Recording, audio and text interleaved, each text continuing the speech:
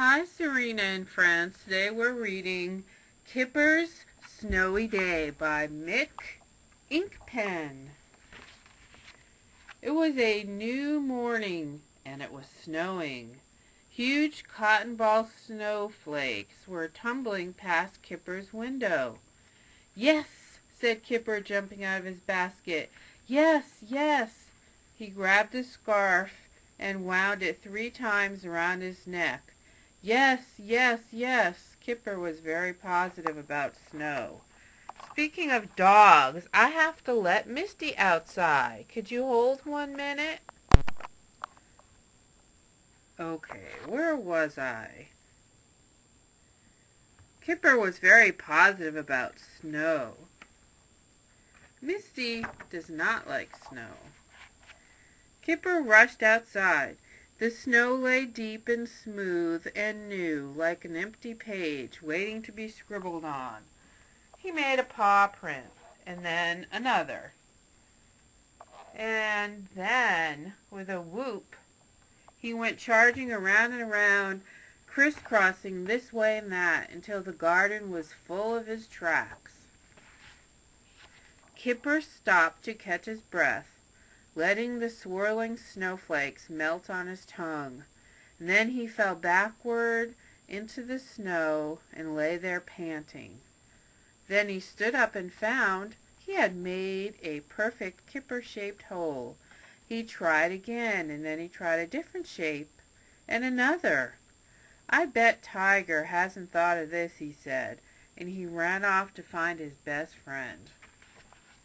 Kipper found Tiger at the top of a big hill. He was wrapped up in a fat bundle of silly woolly clothes. Kipper plopped a friendly snowball on top of his head. "Hello," said Tiger. Tiger pointed up at the sky. A watery sun was seeping through the gray clouds. "It won't last," he said. "It'll all be gone by tomorrow. There's a warm wind coming." Tiger was like that. He knew about things. But this was not at all what Kipper wanted to hear. So he started throwing snowballs at his friend. Tiger was very easy to hit because the silly woolly clothes were wrapped so tightly around him he could hardly move, and his own snowballs stuck like little pom-poms to the silly woolly gloves. "Look at my new game," said Kipper, falling backward into the snow. "You get up very carefully, and there you are." And there he was, or at least the shape of him. Tiger stretched out his arms and fell backward with a soft, woolly crump.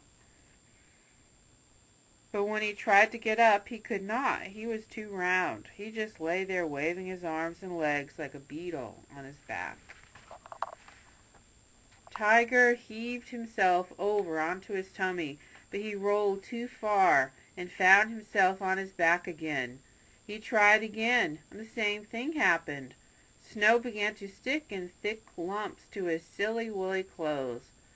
Crossly he heaved himself over 1 more time.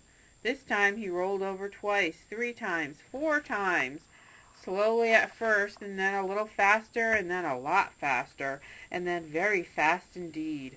Tiger rolled down the hill, and as he went, the silly woolly clothes picked up more and more snow, so that by the time he reached the bottom, he had changed from a small dog into a giant snowball. The giant snowball fell into pieces. Kipper charged down the hill. "Are you all right, Tiger?" he panted. Tiger pulled off his silly woolly hat.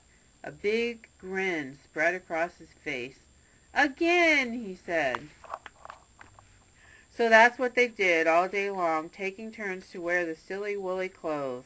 And by the time the sun began to dip toward the hill, making their shadows long and skinny, Kipper and Tiger had rolled enough snow to the bottom of the hill to build a giant snow dog. They watched their shadows lengthen and fade. "It'll all be gone by tomorrow," said Tiger. "There's a warm wind coming." But for once Tiger was wrong. The warm wind stayed away, And that night another snowstorm smoothed out all of Kipper's paw prints, making the garden like a clean white empty page once more.